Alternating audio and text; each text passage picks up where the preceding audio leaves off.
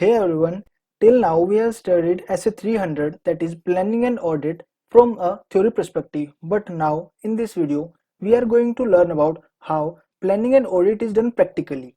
So let's see this. Before proceeding further, first let's discuss about for whom this video will be relevant. So that is person who wants to know the practicality of audit planning. Second, learners who want to see the audit planning from the bigger picture. Third, learners who are stuck in one department of CA firms and not get exposure of whole client level.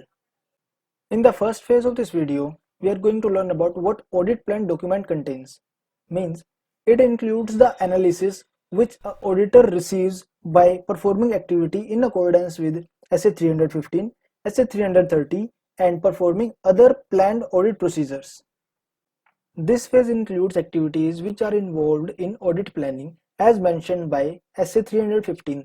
First activity is acquiring knowledge of client's business. This we are going to study in our next phase. Second is determining the reliability of internal controls. Third is determining the nature, time and extent of audit procedures. The fourth last one is ensuring coordination among all the activities.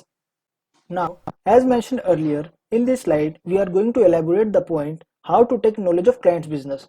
So by performing these activities, you can do so. First is determining and understanding client's industry. Second, understanding the accounting policies adopted by the client.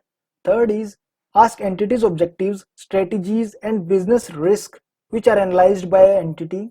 Fourth, measuring and reviewing entities' financial performance. And the last point is getting knowledge regarding the nature of entity. This point we are going to elaborate in our next slide. So you have to perform following activities in order to get the knowledge regarding nature of entity. First and the foremost is type of operation performed by the entity. Second is who owes how much ownership in the entity.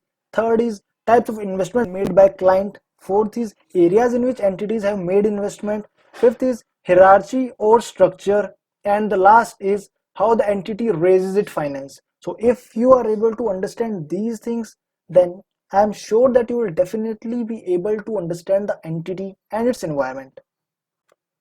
I hope you like our video. If you really like a video, then please do mention in the comment box on what topic you want me to make video so that it proves beneficial for the whole society.